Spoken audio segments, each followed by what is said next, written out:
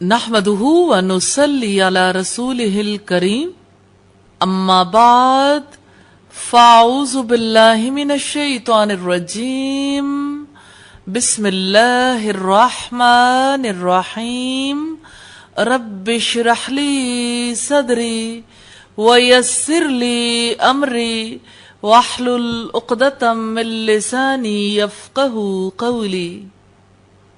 اللہ تعالیٰ کا نام ہے الالہ، جس کے معنی معبود ہے۔ اللہ تعالیٰ کے اسماء میں سے ہے الالہ۔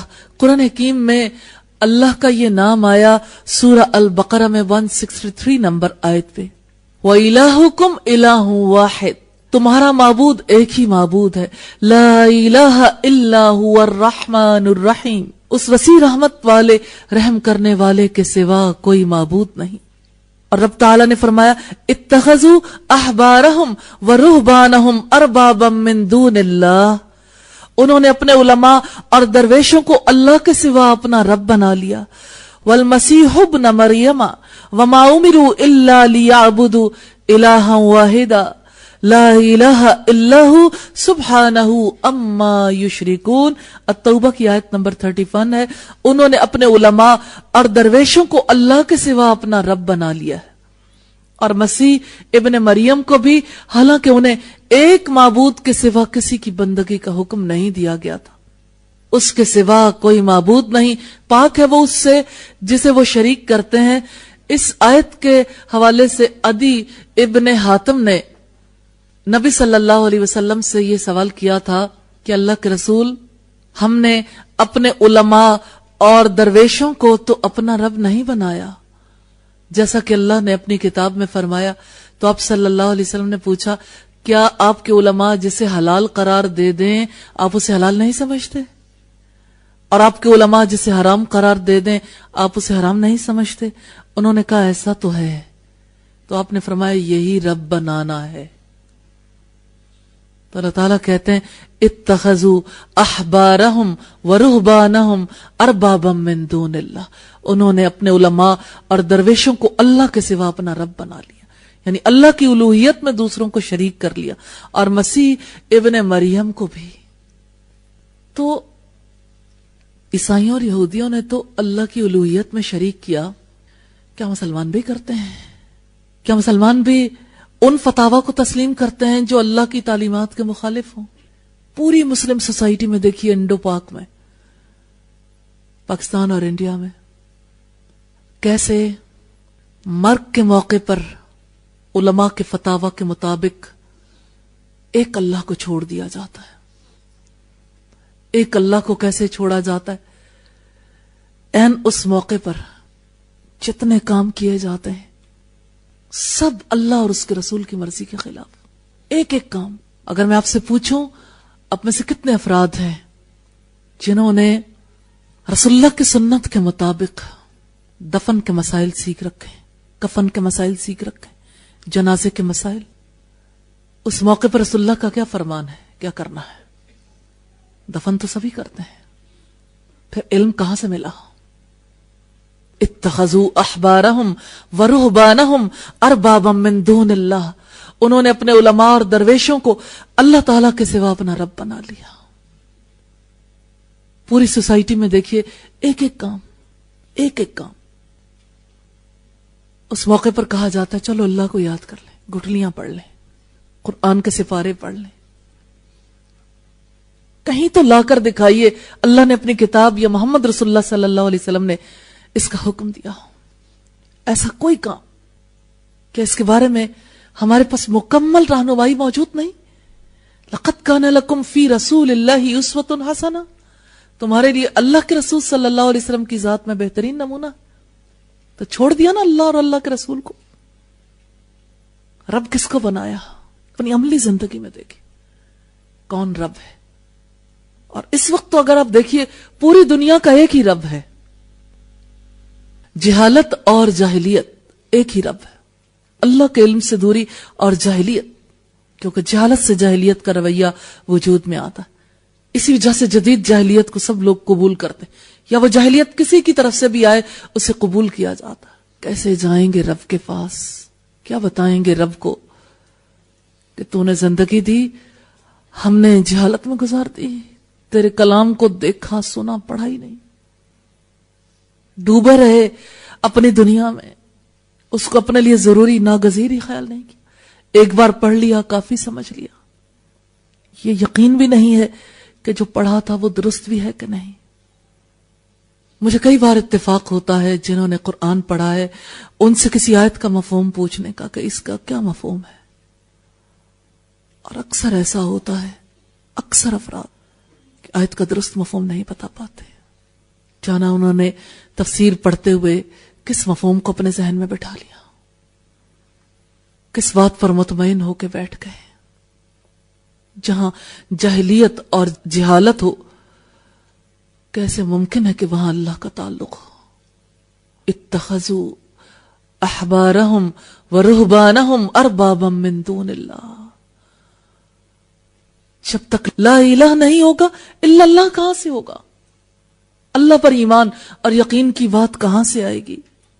سورہ الانبیاء میں رب تعالیٰ نے فرمایا قل انما یوحی الی انما الہکم الہ واحد فہل انتم مسلمون، کہہ دو کہ یقیناً میری طرف وحی کی گئی ہے کہ یقیناً تمہارا معبود ایک ہی معبود ہے، تو کیا تم فرما بردار بنتے ہو؟ جو اس کو الہ مانتا ہے، جو اس کو معبود مانتا ہے، وہ فرما بردار ضرور بنتا ہے۔ الوہیت کا تقاضا ہے کہ بندہ فرما بردار ہو جائے، تو اللہ نے تو یہی وحی کی ہے تمہارا معبود ایک ہی معبود ہے، پھر اس کو چھوڑ کر کسی اور کو معبود کیسے بنا لیا؟ لیکن رب نے سوال کیا فَهَلْ أَنْتُمْ مُسْلِمُونَ، پھر کیا تم فرما بردار بنتے ہو؟ تو کتنی ہی آیات ہیں ایسی جس میں اللہ تعالیٰ کے ان ناموں کا تذکرہ ملتا ہے۔ ابن عباس کہتے ہیں اللہ الوہیت والا اور عبودیت اسی کے لائق ہے، ساری مخلوقات کے مقابلے میں وہی الہ ہے، اسی کی عبادت ناگزیر ہے۔ ابن جریر نے اپنی تفسیر میں بیان کیا والیوم 1 پیج 12 پر۔ تو پہلی بات جو اس قول کے حوالے سے ہمیں ملتی ہے کہ اللہ تعالیٰ کا وصف ہے الوہیت، یعنی اللہ تعالیٰ الہ ہے، تو یہ اللہ کے نام اللہ سے ماخوذ ہے، جیسا کہ اللہ تعالیٰ کی صفت العلیم العلم سے ماخوذ ہے، اور اللہ تعالیٰ کی صفت العزیز العزت سے ماخوذ ہے، اور اللہ کی صفت الحکیم الحکمہ سے ماخوذ ہے، اور اللہ کی صفات الرحمن اور الرحیم الرحمہ سے ماخوذ ہیں۔ تو اللہ سے الوہیت ماخوذ ہے، الوہیت یعنی اللہ کے سوا کوئی معبود نہیں ہے، تو الوہیت اللہ کا وصف عظیم ہے جس کا تقاضا یہ ہے کہ اس کے ساتھ کسی اور کو یہ مقام عطا نہ کیا جائے، یعنی اس کا کوئی شریک نہ ٹھہرایا جائے۔ تو اللہ کی الوہیت میں اس کی اوصاف کمال، اوصاف جلال اور اوصاف جمال، اوصاف رحمت سبھی شامل ہیں۔ اوصاف رحمت میں بر، کرم اور امتنان سب شامل ہیں۔ ان صفات کا یہ تقاضا ہے کہ اللہ تعالیٰ کی عبادت کی جائے، کیونکہ اس کے لیے اوصاف عظمت اور کبریائی ہیں، وہ اپنی قیومیت میں واحد ہے، اپنی ربوبیت میں واحد ہے، اپنی ملکیت اپنی بادشاہت میں واحد ہے، پھر اس جیسی رحمت کرنے والا کوئی نہیں جس کی وجہ سے ظاہری نعمتیں ملتی ہیں اور ساری مخلوقات کو ملتی ہیں، اور وہ محیط ہے ہر چیز پر اپنے علم کے اعتبار سے، اپنے فیصلوں کے لحاظ سے، اپنی حکمت کے لحاظ سے، اپنے احسان اور اپنی رحمت، اپنی قدرت، عزت اور اپنے قہر سے۔ اللہ تعالیٰ اپنے علم میں یکتا و تنہا ہے، اللہ جیسا علم کسی کے پاس نہیں۔ اللہ تعالیٰ کی جتنی صفات ہیں، اللہ تعالیٰ ان صفات میں یکتا و تنہا بے مثال ہے، بے نظیر ہے، لیکن اس کے ساتھ ساتھ خاص بات یہ بھی ہے کہ اللہ تعالیٰ کی صفات ازلی و ابدی ہیں، دائمی صفات کا مالک ہے۔ ایسا نہیں ہے کہ جو صفت آج ہے وہ کل اس میں نہیں رہے گی۔ تو اللہ تعالیٰ انہی صفات کی وجہ سے ایجاد کرتا ہے، تدبیر کرتا ہے، امداد کرتا ہے، رزق دیتا ہے، اور ضرورت مند اس کی طرف توجہ کرتے ہیں، ان کی بڑی بڑی حاجات اور شدید ضروریات کو وہ پورا کرتا ہے، وہ ایک ہے، اس کی عالی صفات میں اور اسماء حسنہ میں کوئی اس کا شریک نہیں ہے۔ اس کی صفت الوہیت کا بھی اور دوسری صفات کا بھی بندوں سے تعلق ہے۔ بندوں کے اندر جو صفت پیدا ہوتی ہے، اللہ کے ساتھ جو تعلق بنتا ہے، اسے العبودیہ کہتے ہیں، بندگی، عبادت، غلامی۔ رب العزت نے فرمایا وَهُوَ الَّذِي فِي السَّمَاءِ إِلَٰهٌ وَفِي الْأَرْضِ إِلَٰهٌ وَهُوَ الْحَكِيمُ الْعَلِيمُ، وہی آسمانوں میں بھی معبود ہے، زمین میں بھی معبود ہے، اور وہی کمال حکمت والا، سب کچھ جاننے والا ہے۔ تو عباد الرحمن ہے، رحمان کے بندے ہیں جو اس ایک الہ کی طرف رغبت رکھتے ہیں، اس کی عبادت کرتے ہیں، اور پھر اللہ تعالیٰ انہیں عطا کرتا ہے۔ اللہ تعالیٰ کی طرف متوجہ ہونے والے اس کی طرف رغبت رکھتے ہیں، اور اللہ تعالیٰ کی یہ صفات قلب میں، روح میں، قول میں، عمل میں، ہر جگہ پر جھلکنی شروع ہو جاتی ہیں۔ جو چیز انسان کے دل کے اندر پیدا ہو جاتی ہے، غیر ممکن ہے کہ زبان پر نہ آئے۔ جتنی شدت کے ساتھ دل کے اندر ہوگی، اتنی ہی زیادہ اعضاء سے ظاہر ہوگی۔ تو دل سے مراد خون پمپ کرنے والا اللہ نہیں، عقل اور فہم رکھنے والا وہ اللہ ہے، یا وہ جگہ ہے، یا وہ چیز ہے جس کے بارے میں قرآن حکیم میں القلب کی اصطلاح استعمال ہوئی۔ القلب سے مراد انسان کی سوچنے سمجھنے کی صلاحیت ہے۔ تو اللہ تعالیٰ کی اس صفت کے حوالے سے دیکھیں تو اللہ الہ ہے، آسمانوں میں، زمین میں جو چیز ہے طوعاً و کرہن اس کی اطاعت کرتی ہے۔ تو اس کی عظمت ہر ایک کو جھکا دینے والی ہے، اس کا ارادہ اور اس کی مشیت ہر ایک پر حاوی ہونے والی ہے۔ تو جو اس سے مدد طلب کرتے ہیں، اس کی عزت سے، اس کی قیومیت سے، اس کے مقام اور مرتبے سے، تو اللہ تعالیٰ عبودیت کی صفت رکھنے والوں کا مقام اور مرتبہ بلند کر دیتے ہیں۔ سورہ طٰہٰ میں رب العزت نے فرمایا اننی انا اللہ لا الہ الا انا فاعبدنی واقم الصلاۃ لذکری، یقیناً میں ہی اللہ ہوں، میرے سوا کوئی معبود نہیں، پھر تم میری بندگی کرو اور میری یاد کے لیے نماز قائم کرو۔ اور سورہ الانبیاء کی آیت نمبر 25 میں فرمایا وَمَا أَرْسَلْنَا مِن قَبْلِكَ مِن رَّسُولٍ إِلَّا نُوحِي إِلَيْهِ أَنَّهُ لَا إِلَٰهَ إِلَّا أَنَا فَاعْبُدُونِ، اور ہم نے تم سے پہلے کوئی رسول نہیں بھیجا مگر ہم اس کی طرف وحی کرتے رہے کہ یقیناً میرے سوا کوئی معبود نہیں، پھر تم میری ہی عبادت کرو۔ فَاعْبُدْنِي، پھر میری عبادت کرو۔ اللہ الہ ہے تو بندے نے کیا کرنا ہے؟ اس کی غلامی، اس کی بندگی، یہ اس نام کا تقاضا ہے ہم سے، فَاعْبُدُونِي، پھر میری عبادت کرو۔ اسی طرح سے رب تعالیٰ نے فرمایا سورہ مریم کی آیت نمبر 65 میں وہ رب ہے آسمانوں اور زمین کا اور جو کچھ ان کے درمیان ہے، پھر تم اس کی عبادت کرو اور اسی کی عبادت پر قائم رہو، کیا تم اس کا کوئی ہم نام جانتے ہو؟ اس میں بھی جس کی طرف دعوت دی گئی وہ اس کی عبودیت ہے، اس کی غلامی، اس کی بندگی، اس کی فرما برداری۔ سوال یہ پیدا ہوتا ہے عبادت کیا ہے؟ عبادت بندگی ہے، عبادت اللہ کے سامنے خشوع و خضوع کا اظہار ہے۔ کوئی انسان جو اللہ کی عبادت کرنا چاہتا ہو اس وقت تک اس عبادت کا حق نہیں ادا کر سکتا جب تک کہ وہ اللہ کے سامنے خشوع و خضوع کا اظہار نہ کرے، اور خشوع و خضوع کا اظہار نہیں کر سکتا جب تک کہ وہ اپنی ذات کی بے بسی کا علم نہ رکھتا ہو۔ انسان انا پرست ہے، اپنی ذات کو بہت بڑا سمجھتا ہے اور اپنی ذات کی بڑائی میں مبتلا رہتا ہے۔ الوہیت کی طرف وہی لپک سکتا ہے، اللہ کی طرف وہی لپک سکتا ہے جس کی نظر میں اپنی ذات چھوٹی ہو جائے۔ اپنی ذات اس کی نظر میں چھوٹی ہوتی ہے جو اپنی حقیقت کو پہچانتا ہے۔ اللہ تعالیٰ نے اپنی کلام میں جا بجا اس کا اظہار کیا ہے کہ اس نے تمہیں نطفے سے پیدا کیا، پھر جمے ہوئے خون سے، پھر گوشت کی بوٹی بنائی، پھر ہڈیاں بنائی، پھر تمہاری شکل بنائی، پھر کس طرح سے اس نے تم پر جلد چڑھائی اور تمہیں اس حالت میں پیدا کر دیا۔ اور نطفہ کی صورت میں انسان کہاں سے آتا ہے؟ مٹی سے، آدھا ماں کے پیٹ میں اور آدھا باپ کے پیٹ میں. 2 دفعہ اللہ تعالیٰ اسے پیشاب کے راستے سے نکالتے ہیں. یہ غزالی نے اپنی کتاب میں لکھا. ایسے انسان کے لیے تکبر کیسے جائز ہے؟ انسان اگر اس بات پر غور و فکر کرتا رہے کہ میری ذات کی اصل اوقات کیا ہے اور میں نے اس زندگی کے بعد کہاں چلے جانا ہے، تو انسان کے لیے بڑائی کا کوئی موقع نہیں رہ جاتا. پھر اس کے پاس اس کے سوا کوئی چارہ کار نہیں کہ وہ اللہ کے قدموں میں گر جائے، سجدے کرے، رکوع کرے، وہ اللہ کا دامن تھام لے.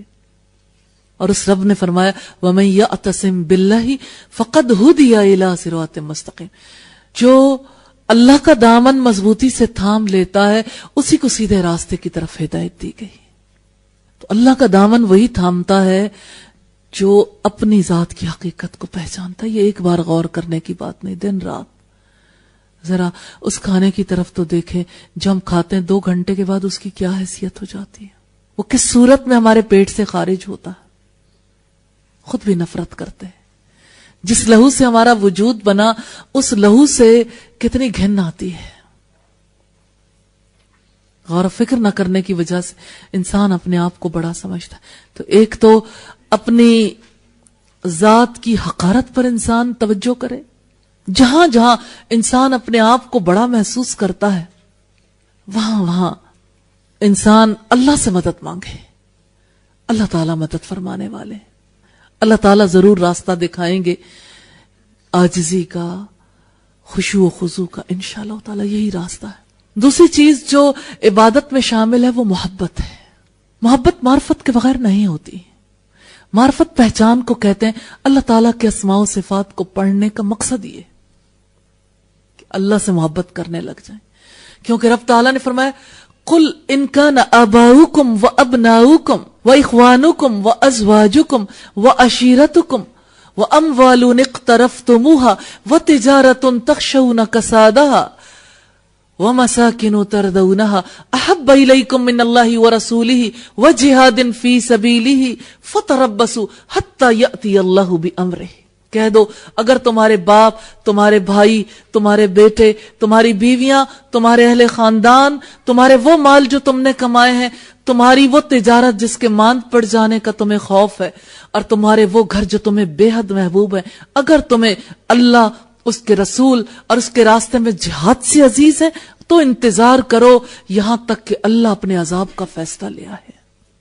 اس آیت سے ہمیں یہ پتا چلتا ہے اللہ، اس کے رسول اور اس کے دین اور اس کے راستے میں جہاد سے جو محبت ہے اس کو پہلی ترجیح پر رکھنا اس اعتبار سے ضروری ہے. جس نے پہلی ترجیح پہ نہ رکھا، اپنے گھر کو، اپنی تجارت کو، اپنے مال کو یا اپنے رشتوں کی محبت کو آگے رکھا، فَتَرَبَّصُوا، اللہ کا حکم ہے پھر انتظار کرو کہ کب اللہ تم پر اپنے عذاب کے ساتھ آتا ہے. استغفر اللہ. تو یہاں سے یہ پتا چلتا ہے پہلی چیز اللہ کی محبت ہے، دوسری چیز رسول اللہ کی محبت ہے، اور تیسری چیز دین کی محبت. سبیل الرحمن کا بنیادی مقصد بھی یہی ہے. اللہ کی محبت کے لیے اسماء و صفات پڑھیں، رسول اللہ سے محبت کے لیے ہم اسماء و صفات سے مدد لیں، اور ساتھ میں وصایا رسول پڑھیں، رسول اللہ کی وصیتیں. اور پھر دین سے محبت کے لیے العلم والعلماء پڑھیں، اور ساتھ میں اللہ کی مدد سے اپنی عبادت، اپنی نماز درست کرنے کی کوشش کریں. عبودیت کا پہلا اظہار تو نماز سے ہوتا، لیکن 2 چیزیں لازم ہیں، ان 2 کو ہائی لائٹ کر لیں. اللہ سے محبت اور اللہ کے آگے خشوع و خضوع. یہی 2 بنیادیں ہیں جس بنا پر عبودیت ہوتی ہے. اس کے بغیر عبودیت ممکن نہیں ہے. اسی عبودیت کے لیے رب نے انسان کو پیدا کیا. وَمَا خَلَقْتُ الْجِنَّ وَالْإِنسَ إِلَّا لِيَعْبُدُونَ. میں نے جنوں اور انسانوں کو اپنی عبادت کے ماں سوا کسی مقصد کے لیے پیدا نہیں کیا. عبادت ہی مقصد ہے، اور عبادت علم کے بغیر نہیں ہو سکتی. یہی علم ہے جو ناگزیر ہے، اور اس علم کا مقصد بھی یہ ہے کہ آپ کے دلوں میں دین کی محبت پیدا ہو جائے. دین کا علم حاصل کرنے کے لیے، قرآن حکیم کا علم حاصل کرنے کے لیے اور حدیث کا علم حاصل کرنے کے لیے مستعد ہو جائے، رغبت، شوق پیدا ہو جائے، پھر زندگی بھر اس سلسلے کو جاری رکھیں. لِشَيْءٍ وَكِيلٌ، اور وہ ہر چیز پر نگہبان ہے. بات ہے تخلیق کی.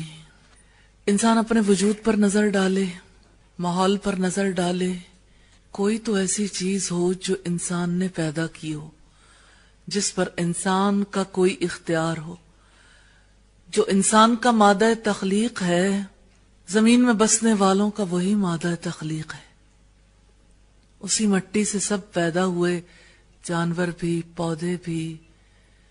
اور انسان کا وجود جن بنیادی عناصر سے بنا ہے وہ کائنات میں، زمین میں کتنی بڑی مقدار میں پائے جاتے ہیں. ہے کوئی کہ جو اس مادے سے زندگی کو وجود میں لا سکے؟ ہے کوئی جو مادی چیزوں کو شکل و صورت دے سکے، نئے سرے سے کسی چیز کو پلان کرے پھر اسے وجود میں لے آئے؟ اللہ خالق کل شیء، اللہ تعالی ہر چیز کا خالق ہے اور وہ ہر چیز پر نگہبان ہے. یعنی پھر وہ ایسا ہے جو چیز بھی وہ پیدا کرتا ہے اس کی نگہبانی کرتا ہے، اس کا کام بناتا ہے. جیسے یہ اپنا کام کرتی ہے، نطق کی صلاحیت ایک زبان کو نہیں، کروڑوں اربوں اور جانے کتنی مخلوقات کی کتنی زبانیں. اگر صرف زبانوں کی بات دیکھنا چاہیں، زمین میں بسنے والے کتنے جانوروں کی کتنی بولیاں، ہر ایک کی زبان کا کام بھی مقرر کیا اور پھر اس کے کام کے لیے اسباب پیدا کر دیے. مستقل طور پر ہر ایک کی زندگی کا یہ سلسلہ جاری ہے. اسی طرح آپ آنکھوں کو دیکھیے، اس کی نگہبانی کو دیکھیے. آنکھوں کی حیت کیا ہے؟ یہ ایسے ہی ہے جیسے بغیر چھلکے کے انڈا ہوتا ہے. انڈا محفوظ ہوتا ہے جو ہاتھوں میں ہو یا کسی مقام پر ہو چھلکے کے اندر. اور اگر چھلکا ہی نہ رہے اور بغیر چھلکے کے ہم کسی پلیٹ میں کسی مقام پر رکھیں تو ہمیں خوف رہتا ہے. اول تو ہم جھلی سمیت اسے بغیر بوائل کیے ہوئے الگ نہیں کر سکتے، لیکن جو حصہ الگ بھی ہوتا ہے بہہ نکلنے کا کتنا خطرہ ہوتا. ذرا اپنے چہرے پہ دھری آنکھوں کو دیکھیے اور جانوروں کے چہرے پر اور پرندوں کے چہرے پر آنکھوں کو دیکھیے. کیسے اس نے ان سب کو پیدا کیا، کیسے اس نے ان کی حفاظت کا انتظام کیا، کیسے اس نے مستقل بنیادوں پر ان کا کام بنا رکھا ہے. وہ ہر آنکھ کا کارساز ہے، وہ ہر کان کا کارساز ہے، وہ ہر انسان کے لیے کارساز، وہی پوری کائنات کا کام بنانے والا ہے. پھر اس نے فرمایا، سورہ الحجر کی آیت نمبر 86 ہے، ان ربک هو الخلاق العلیم، یقیناً تیرا رب ہی سب کا خالق، سب کچھ جاننے والا ہے. اللہ تعالیٰ کا نام الخلاق مبالغے کا صیغہ ہے الخالق سے، اور یہ دو مقامات پر آیا، ایک سورہ الحجر کی آیت نمبر 86 میں اور دوسرے سورہ یاسین کی آیت نمبر 81 میں. بلا وہو الخلاق العلیم، کیوں نہیں، اور وہ ماہر خالق ہے. دونوں مقامات پر اگر آپ دیکھیے تو خالق کے نام کے ساتھ جو صفت آئی ہے العلیم، تخلیق کا عمل علم کے بغیر نہیں ہو سکتا، اور علم بھی کیسا کامل، ہر ایک چیز کا کلی علم رکھنے والا، سب کچھ جاننے والا ایسا ہے جس نے ہر چیز کو تخلیق کیا. کیونکہ علم میں یہ بھی بات آتی ہے کہ جو مادہ ہے تخلیق کا، اس کے اوصاف کیا ہیں، کون سی چیز کس کے ساتھ ملے گی، اس کا کیا نتیجہ نکلے گا. اور پھر آپ دیکھیے کہ ایک تو ہے مادی اوصاف یعنی اس کے طبعی اوصاف، اور دوسرے اوصاف ہیں اس کے جو اس کے اندر کی کیریکٹرسٹکس ہیں، روحانی اوصاف ہیں. مثال کے طور پر آپ مادی چیزوں کو دیکھیے، ہر ایک کو حرام کرنے میں حکمت ہے. کس طرح اس رب نے جن چیزوں کو حرام کیا ان کے اوصاف کی وجہ سے، وہ اوصاف جو ان میں پائے جاتے ہیں جس کے اثرات انسان کی طبیعت پر اثر انداز ہو سکتے ہیں، طبع پر، اس کے خلق پر اثر انداز ہو سکتے ہیں. اللہ تعالیٰ نے ان کو حرام قرار دیا. ان چیزوں تک کوئی پہنچ ہی نہیں سکتا. تو اللہ تعالیٰ نے جہاں اپنی صفت الخالق کا تذکرہ کیا وہاں پر اس نے یہ کہا وَهُوَ عَلَى كُلِّ شَيْءٍ وَكِيلٌ، وہ ہر چیز پر نگہبان، ہر چیز کا کام بنانے والا. اور الخلاق کا تذکرہ کیا تو اس نے فرمایا کہ وہ ایسا خلاق ہے جو علیم ہے، یعنی سب کچھ جاننے والا ہے. جیسے سورہ یاسین کی آیت سے ہمیں پتا چلا بلا وَهُوَ الْخَلَّاقُ الْعَلِيمُ، کیوں نہیں، اور وہ ماہر خالق ہے. اور جہاں تک تخلیق کی بات ہے تو امر اس سے مراد ہوتے ہیں. ان میں سے ایک یہ ہے کسی چیز کو ایجاد کرنا، نئے سرے سے پیدا کرنا جس کی پہلے سے کوئی مثال موجود نہ ہو. اس کے بارے میں رب تعالیٰ نے فرمایا اولم یروا انا خلقنا لهم مما عملت ایدینا انعاما فهم لها مالکون. کیا بھلا انہوں نے نہیں دیکھا کہ یقیناً ہم نے اپنے ہاتھوں کی بنائی ہوئی چیزوں میں سے ان کے لیے مویشی پیدا کیے، پھر وہ ان کے مالک ہیں. تو اللہ تعالیٰ نے کس طرح سے مویشیوں کو تخلیق کیا، ان کا کوئی نقشہ، کوئی ڈیزائن پہلے سے موجود نہیں تھا. ہر ایک کے لیے نئی صورت، نئی طرح کی زندگی کا پروگرام، اور پھر اس کے نئے نئے فوائد. تو اللہ تعالیٰ کہتے ہیں جن کے تم مالک بنتے ہو نا، ان پر نظر ڈال کے تو دیکھو، تمہارے سارے ہی جانور، وہ پیٹس خاص طور پر جن کے ساتھ انسان کا انٹریکشن ہوتا ہے، تجربہ ہوتا رہتا ہے. مثلا جن جانوروں کا دودھ انسان پیتا ہے، جن کا گوشت انسان کھاتا ہے، جیسے گائے ہے، بکری ہے، یا اسی طرح سے جیسے پرندے ہیں جن کا گوشت انسان کھاتا ہے، غور کر کے دیکھیں. اللہ تعالیٰ کہتے ہیں کہ جن کو تم اپنے قبضے میں سمجھتے ہو نا، ان کو پیدا کس نے کیا ہے، ان کی پیدائش میں تمہارا کیا رول ہے. کتنی عجیب بات ہے، خالق کوئی اور ہو اور مالک کوئی اور بن بیٹھے. کوئی خود کو بلا جواز مالک سمجھے. یہ سورہ یاسین کی آیت نمبر 71 ہے. اسی طرح سورہ القمر کی آیت نمبر 49 میں ایک اور پہلو سامنے رکھا ہے، اِنَّا كُلَّ شَيْءٍ خَلَقْنَاهُ بِقَدَرٍ، یقیناً ہم نے ہر چیز کو ایک تقدیر کے ساتھ پیدا کیا ہے. یعنی جتنی چیزیں پیدا ہوئی ہیں اندازے کے ساتھ. آج غیر مادی چیزوں کو وجود میں لانے والے بھی جانتے ہیں کہ اندازے کے بغیر کوئی چیز تخلیق نہیں ہوتی، اندازہ ضروری ہے. آپ سادہ سی چھوٹی سی مثال لیں، جیسے بچے کھیلتے ہیں کلے کے ساتھ، مٹی کے ساتھ. اب جب کبھی مٹی کسی نے خود گوندنی ہو تو اس کے اندر خاص مقدار میں پانی شامل کرنا پڑتا ہے.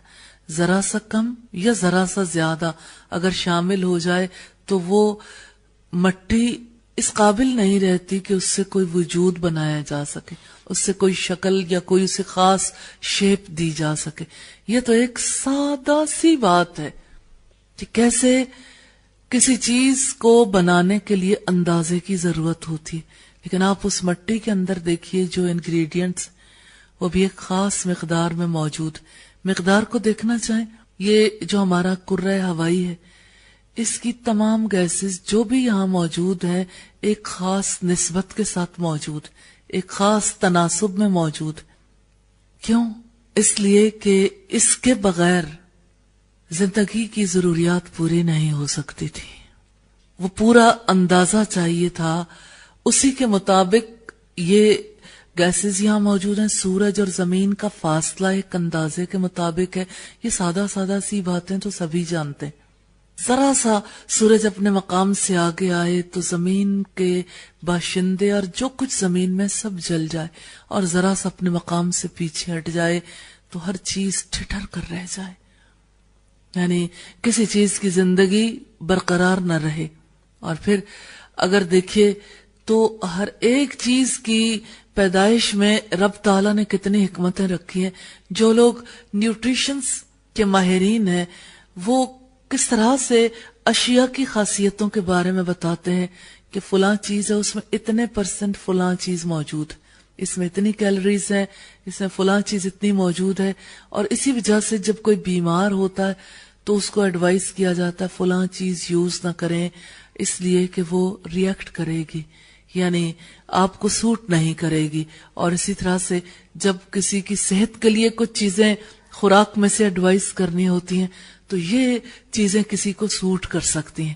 تو جتنا زیادہ کوئی تحقیق کرتا ہے اتنا ہی زیادہ اس پہ کھل جاتا ہے کہ ایک ایک چیز کے اندر کیسے اللہ تعالیٰ نے صحیح تناسب رکھ دیا۔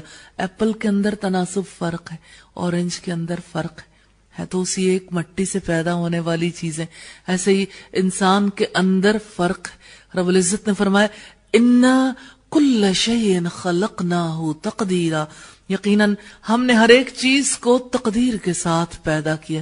ایک تو یہ بات ہے کہ اندازہ یہ ہے کہ کن عناصر کو ملایا جائے تو کوئی چیز وجود میں آئے گی، اور پھر یہ کہ اس کے کیا ریزلٹس برآمد ہوں گے، کیا نتائج مرتب ہوں گے مادی، روحانی، شعوری طور پر۔ دوسری بات یہ کہ ہر ایک چیز کی عمر اللہ تعالیٰ نے مقرر کر دی ہے، وقت مقرر ہے، نہ پہلے فنا ہو سکتی ہے نہ بعد میں برقرار رہ سکتی ہے۔ تو ہر ایک چیز کا وقت رب تعالیٰ نے مقرر کر دیا، اس کی سعادت، اس کی خوشبختی، اور پھر اس کی عمر، پھر اس کا رزق۔ اگر وہ انسان ہے تو کتنی چیزیں ہیں جس کا فیصلہ ماں کے پیٹ کے اندر کر دیا جاتا ہے۔ تو اللہ نے ہر ایک چیز کو تقدیر کے ساتھ پیدا کیا۔ سورہ العلیٰ کی آیت نمبر 2 اور 3 میں فرمایا الذی خلق فسوی والذی قدر فہدی، جس نے پیدا کیا پھر درست بنایا، اور جس نے تقدیر بنائی پھر راہ دکھائی۔ اب ایک اور چیز جو سامنے رکھنے کی ہے وہ یہ کہ تقدیر بنانے والا ایسا ہے جو تقدیر بنا کے اس کی طرف رہنمائی بھی کرتا ہے، یعنی ہر چیز اپنی تقدیر کے مطابق کیسے کام کرتی ہے اللہ تعالیٰ اس کی رہنمائی کرتے ہیں۔ پیدا کرنے والا ہے، جو تقدیر بنانے والا ہے وہی رہنمائی کرنے والا ہے۔ سورہ الفرقان کی آیت نمبر 2 میں فرمایا وَخَلَقَ كُلَّ شَيْءٍ فَقَدَّرَهُ تَقْدِيرًا، جس نے ہر چیز کو پیدا کیا پھر اس کا اندازہ مقرر کیا، یعنی وہ پیدا کرنے والا ایسا ہے جو ہر ایک چیز کا اندازہ مقرر کرنے والا ہے، اس کی زندگی کے لیے بھی، اس کی موت کے لیے بھی، اس کی زندگی کے کاموں کے لیے بھی، اور سارے معاملات کے لیے بھی۔ اسی طرح اس نے فرمایا کما بدأنا اول خلق نعیدہ وعدا علینا انا کنا فاعلین، جس طرح ہم نے پہلے تخلیق کی ابتدا کی تھی اسی طرح ہم اس کا اعادہ کریں گے، یہ ہمارے ذمے ہے، یقیناً ہم کرنے والے ہیں۔ الانبیاء کی آیت نمبر 104 ہے۔ اللہ تعالیٰ نے توجہ دلائی ہے پہلی تخلیق ہو سکتی ہے تو دوسری کا امکان موجود ہے۔ دوسری بات یہ ہے کہ جو پہلے کرنے والا ہے فاعل نہیں بدلے گا، انا کننا فاعلین، یقیناً ہم ہی کرنے والے۔ اسی طرح سے جیسے ہم نے دیکھا تخلیق کے حوالے سے پہلے امر کو کسی چیز کو ایجاد کرنا، اس کی بغیر پہلی مثال کے ابتدا کرنا، اسی طرح سے تخلیق کے حوالے سے دوسری چیز ہے اس کی تقدیر۔ تو تقدیر سے مراد ہے کسی چیز کے بارے میں پورا اندازہ رکھنا، اس کی پیدائش کا، اس کی حیات، اس کی موت، اس کے تمام معاملات کا۔ تو جب اللہ تعالیٰ کسی کی تقدیر مقرر کرتے ہیں تو وہ کام جو ہے اس کے لیے مقرر ہو جاتے ہیں، پھر وہ ہو کر رہتے ہیں، یعنی ایسا نہیں ہوتا کہ جو تقدیر رب تعالیٰ مقرر کر دیں پھر وہ کام ہونے والے نہ ہوں۔ دنیا میں جتنے لوگ اللہ کے مقابلے میں کسی اور کی پوجا کرتے ہیں وہ ان کے لیے صفات گھڑتے ہیں، چاہے قبر والے ہوں، چاہے بت ہوں، چاہے دوسری ہستیاں، دوسری مخلوقات، جھوٹ کے ماں سوا کچھ نہیں۔ اور رب ایسا ہے جو خالق ہے، اس کے لیے اچھے نام ہیں، اچھی صفات ہیں۔ یہ صفات انسانوں نے مقرر نہیں کی، یہ صفات اس کے اندر خود سے موجود، وہ خود ایسا ہے جیسے اس نے ہمیں متعارف کروا دیا۔ تو اس سے مراد یہ ہے کہ اللہ تعالی ہر چیز کی تقدیر مقرر کرتے ہیں، پھر اسے حیت میں لے کے آتے ہیں. سورہ المومنون کی آیت نمبر 14 میں فرمایا فَتَبَارَكَ اللَّهُ أَحْسَنُ الْخَالِقِينَ، پھر بڑا ہی برکت والا ہے اللہ، سب پیدا کرنے والوں سے اچھا پیدا کرنے والا. تو خالق ایسا ہے جو تقدیر مقرر کرتا ہے، جو ہر چیز کو نئے سرے سے پیدا کرتا ہے، اسے ایجاد کرتا ہے بغیر پہلے کسی نمونے کے. اسی وجہ سے اس نے فرمایا هل من خالق غیر اللہ، کہ اللہ کے سوا کوئی اور بھی خالق ہے. یہ سورہ فاطر کی آیت نمبر 3 میں کیا گیا سوال ہے کہ یہ بتاؤ کہ پھر پیدا کرنے والا کون ہے. اور سورہ لقمان کی آیت نمبر 11 میں فرمایا ھذا خلق اللہ، یہ اللہ کی تخلیق ہے. فَأَرُونِي مَاذَا خَلَقَ الَّذِينَ مِن دُونِهِ بَلِ الظَّالِمُونَ فِي ضَلَالٍ مُبِينٍ. یہ ہے اللہ تعالی کی تخلیق، یعنی اللہ نے تو جو جہان پیدا کیا ہر ایک کے سامنے واضح ہے، پھر مجھے دکھاؤ اس کے سوا دوسروں نے کیا پیدا کیا ہے. بلکہ ظالم کھلی گمراہی میں، یعنی یہ تو دیکھو اللہ کے سوا کسی اور کے پاس تخلیق کی قوت ہے، یعنی جنہیں تم اپنا معبود مانتے ہو، جن پر تم بیلیو کرتے ہو، کیا وہ بھی کچھ پیدا کر سکتے ہیں؟ تو اللہ تعالیٰ نے ساری تخلیقات کے حوالے سے جو توجہ دلائی ہے وہ یہ کہ اس کے سوا کوئی خالق نہیں ہے، یعنی اس کا کوئی شریک نہیں. تخلیق کے معاملے میں کوئی ایسا نہیں جو اس کا مددگار ہو یا اس کا کوئی شریک ہو سکتا ہو یا تخلیق کا معاملہ کسی پہ کھلا ہو. سارے ہی انسان اس معاملے میں عاجز ہیں، اگرچہ سب مل جائیں اور ایک مکھی پیدا کرنا چاہیں جو کہ ایک کمزور اور سب سے حقیر حیوان ہے، یعنی جس کو پرے کاہ کے برابر بھی وقت نہیں دیتے، جس کو کسی قابل نہیں سمجھتے. مکھی کی بات آئے تو ایک نفرت، ایک کراہت دل کے اندر سبھی کے پیدا ہوتی ہے. تو اللہ تعالیٰ یہ کہتے ہیں چلو یہ مکھی ہی لے لو، سارے مل جاؤ، ساری انسانیت بلا لو سب کو. اگر ایک مکھی بھی پیدا کر سکے کوئی تو پھر تو یہ کہا جا سکتا ہے کہ شاید وہ تخلیق کے کام میں حصہ دار ہے، شریک ہو سکتا. لیکن اگر کسی کے پاس اتنی بھی قدرت نہیں ہے تو پھر وہ اللہ کا شریک کیسے ہو سکتا ہے؟ رب العزت نے ارشاد فرمایا یا ایھا الناس، اے لوگو، ضرب مثل فاستمعوا لہ، ایک مثال بیان کی جاتی ہے پھر اسے غور سے سنو. مثال کیا ہے؟ ان الذین تدعون من دون اللہ لن یخلقوا ذبابا ولو اجتمعوا لہ، یقیناً تم لوگ اللہ کے سوا جن کو پکارتے ہو ایک مکھی بھی پیدا نہیں کر سکتے اگرچہ وہ سب اس کے لیے جمع ہو جائیں، سارے مل جائیں، مل کے ایک مکھی پیدا کرنا چاہیں، قدرت نہیں رکھتے. اللہ تعالیٰ ایک اور اینگل سے توجہ دلاتے ہیں، اگر مکھی ان سے کچھ چھین لے جائے تو اسے چھڑا بھی نہیں سکتے. مدد چاہنے والے بھی کمزور اور جن سے مدد مانگی جاتی ہے وہ بھی کمزور. مدد کن سے مانگی جاتی ہے؟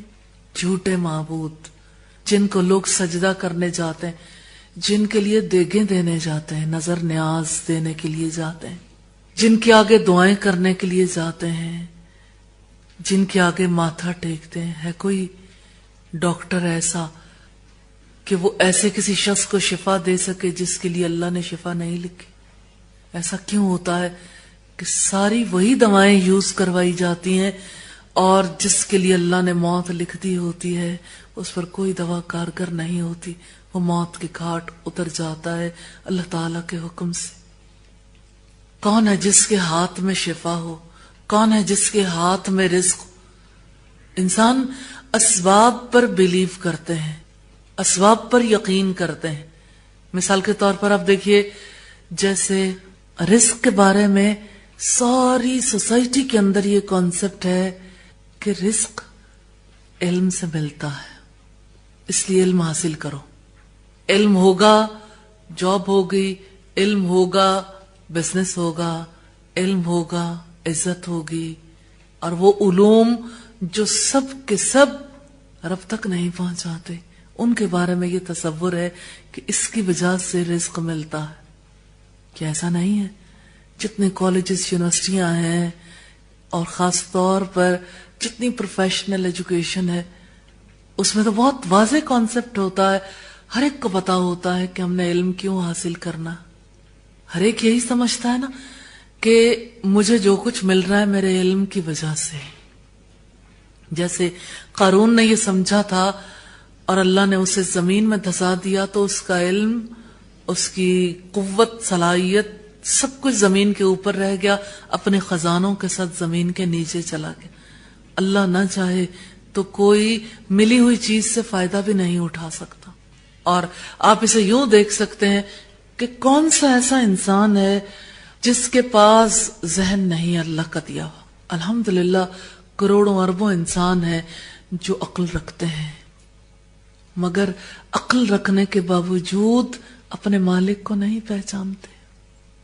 عقل خالق کو پہچان سکتی ہے، پھر کیوں نہیں پہچانتے؟ عقل کے توسط سے اپنے انجام کو پہچان سکتے ہیں، لنکس قائم کر سکتے ہیں، پھر کیوں نہیں کرتے؟ عقل کے توسط سے کیوں نہیں اپنی زندگی کا بہتر فیصلہ کر سکتے؟ تو ایسی بات نہیں ہے کہ ایک انسان کے پاس اگر کوئی صلاحیت، قوت موجود ہے تو وہ اس سے فائدہ بھی اٹھا لے. دیکھ لیں کتنے لوگوں کی آنکھیں، لیکن اس کائنات میں سے کتنے لوگ ہیں جو اس آنکھ سے کسی چیز پر نظر ڈالیں اور وہ نظر اللہ تعالیٰ کا تعلق لے کر واپس آ جائے. کیا پوری کائنات ایمانی دسترخوان نہیں ہے؟ کتنے رنگ، کتنے ذائقے، کون ہے جو نہ جانتا ہو کہ ان رنگوں کو، ان ذائقوں کو، ان خوشبوؤں کو کوئی اور پیدا کرنے والا نہیں.